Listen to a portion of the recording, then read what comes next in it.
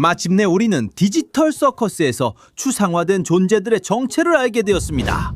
8탄은 그 의미를 이해할 단서도 충분히 제공했습니다. 그리고 가장 중요한 것은 9화에서는 어떤 일이 일어날 수 있을까요? 그러니까 준비하세요. 이 모든 것을 알게 되면 모든 것이 훨씬 더 이해가 가기 시작할 테니까요. 추상화된 존재가 무엇인지 이해하려면 먼저 그것들이 어떻게 만들어지는지 이해해야 합니다. 우리가 가진 가장 명확한 예시는 코프모입니다. 그는 어메이징 디지털 서커스 파일럿 에피소드에서 추상화된 인물입니다. 다른 등장인물들은 코프모가 매우 이상하게 행동하기 시작했고 계속해서 출구라고 적힌 문에 대해 이야기했다고 언급했습니다. 이 문은 폼니가 언급한 것과 같은 문이었습니다. 하지만 등장인물들이 마침내 그의 방에 들어갔을 때 우리는 그의 방 벽이 출구라는 단어로 완전히 낙서되어 있다는 것을 알게 됩니다. 그리고 그의 장식 그림 중 하나에는 출구는 존재하지 않는다고 적혀 있습니다. 그리고 시간이 지나면서 우리는 아주 중요한 사실을 알게 됩니다. 누군가가 추상화되는 것은 불안, 두려움 또는 극심한 압박을 경험하기 시작했기 때문이라는 것입니다. 그리고 그건 매우 논리적으로 들립니다. 사실 우리 모두가 추상화라고 생각하는 것이 바로 그것이지만 실제로는 다릅니다. 등장인물들이 추상화되는 이유에 대해 훨씬 더 말이 되는 또 다른 답이 있습니다. 하지만 이 답을 밝히기 전에 우리는 또 다른 중요한 사례를 봐야 합니다. 잭스. 처음엔 잭스가 디지털 서커스에서 아무 영향도 받지 않는 강한 정신력의 인물로 보입니다. 하지만 에피소드가 진행될수록 그는 조금씩 변해갑니다. 그의 행동은 점점 더 불안정해지고 더 단절되어 가며 결국 자신의 방 안에서 상상까지 하게 됩니다. 그리고 마침내 그는 거의 추상화될 뻔한 환각에 이르게 됩니다. 하지만 다행히도 그런 일은 일어나지 않습니다. 그리고 이것은 우리에게 매우 중요한 사실을 알려줍니다. 추상화는 한순간에 일어나는 것이 아닙니다. 이것은 오랜 시간이 걸리는 과정입니다. 심지어 멈출 수도 있습니다. 그러니까 만약 추상화가 단순한 불안감 때문이라면 이미 모두가 추상화됐을 거라고 생각하지 않으세요? 아무튼 이제 8화에서 남긴 단서를 살펴봅시다. 이 단서는 사실상 우리가 이 추상화된 이들의 미스터리를 푸는데 큰 도움이 됩니다. 결정적인 순간에 우리는 케인 자신의 사무실 안에 있는 모습을 볼 수 있습니다. 그리고 우리는 그가 자신이 해준 모든 것에도 불구하고 캐릭터들이 행복하지 않다고 불평하는 것을 듣게 됩니다. 하지만 그 다음에 가장 중요한 문장이 나옵니다. 케인은 아바타들이 각 캐릭터의 신경 데이터에 기반해 만들어졌다고 언급합니다. 그리고 그는 그들의 정신 파일에 맞는 완벽한 몸을 제공하는 프로그램도 만들었습니다. 그들도 그를 싫어해요. 즉 그는 그들의 기억, 성격, 트라우마, 심지어 자기 인식까지 바탕으로 했다는 거죠. 그리고 이것은 우리에게 아주 분명한 사실을 말해줍니다. 디지털 서커스 시스템은 각 인물의 정신 상태에 따라 그들을 나타냅니다. 그러니까 가장 논리적인 것은 추상화된 사람들이 단순히 감정적인 압박 때문만이 아니라 훨씬 더 깊은 무언가로 인해 그렇게 된다는 겁니다. 마음과 습관 사이의 비동기화입니다. 좀 더 쉽게 설명해 드리겠습니다. 캐릭터가 사고방식을 바꾸기 시작하고 마음이 무너지기 시작하면 시스템은 더 이상 이 데이터를 제대로 해석할 수 없습니다. 그 결과 시스템은 서커스 안에서 이들을 안정적으로 표현하거나 렌더링할 수 없습니다.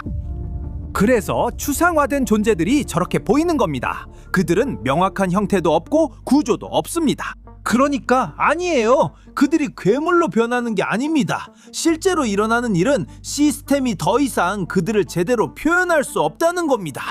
그건 말 그대로 손상된 파일입니다. 손상된 아바타죠. 그리고 이건 우리가 전에 봤던 어떤 현상을 설명해줍니다. 코프모가 이미 추상화된 상태에서 라가타를 만졌을 때 그녀가 글리치 현상을 보이고 오류가 생기기 시작했죠. 이게 일어나는 이유는 우리가 단순히 괴물이나 다른 캐릭터, 단지 다른 형태를 취한 존재에 대해 이야기하는 것이 아니기 때문입니다.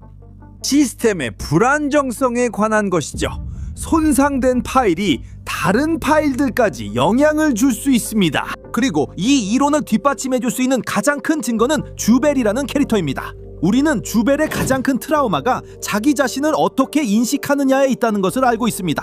그래서 케인은 이 데이터를 주벨의 아바타에 해석하려고 할 때 어느 정도 추상적인 방식으로 표현했습니다. 맞아요, 여러분. 이것은 추상화된 존재들이 단순히 마음과 아바타 사이의 비동기화라는 점과 더욱 연결됩니다.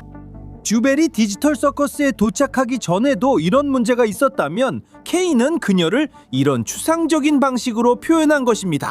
그러면 이제 우리는 추상화된 존재들의 형태와의 연결고리를 볼 수 있습니다. 하지만 그렇다면 단순히 비동기화라면 추상화된 존재는 고칠 수 있는 건가요? 구할 수 있거나 다시 동기화할 수 있나요? 아마도 그렇습니다, 여러분. 그리고 그 가장 큰 증거는 킹거의 기억 중 하나에서 찾을 수 있습니다.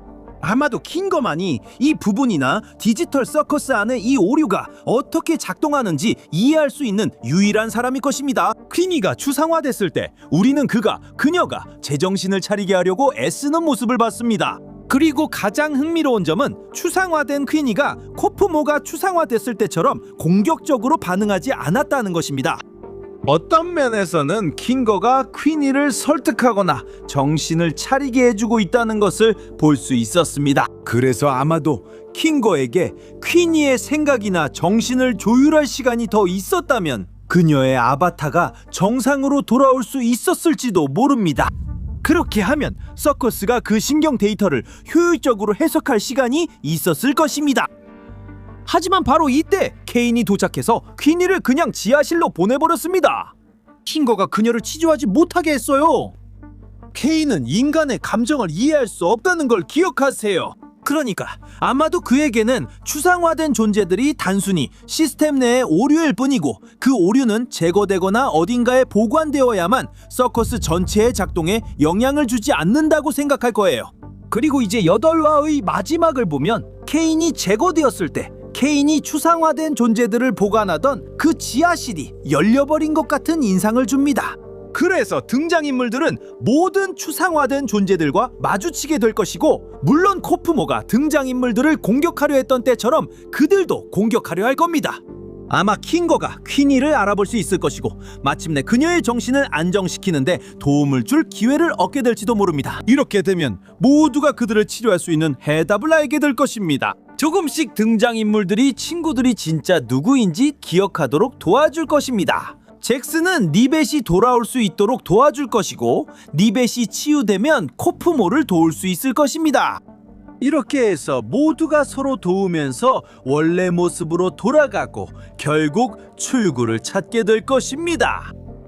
여러분은 이 디지털 서커스 안에 추상화된 이들에 대한 이론에 대해 어떻게 생각하시나요? 이들의 작동 방식이나 정체에 대해 다른 설명이나 의견이 있으신가요?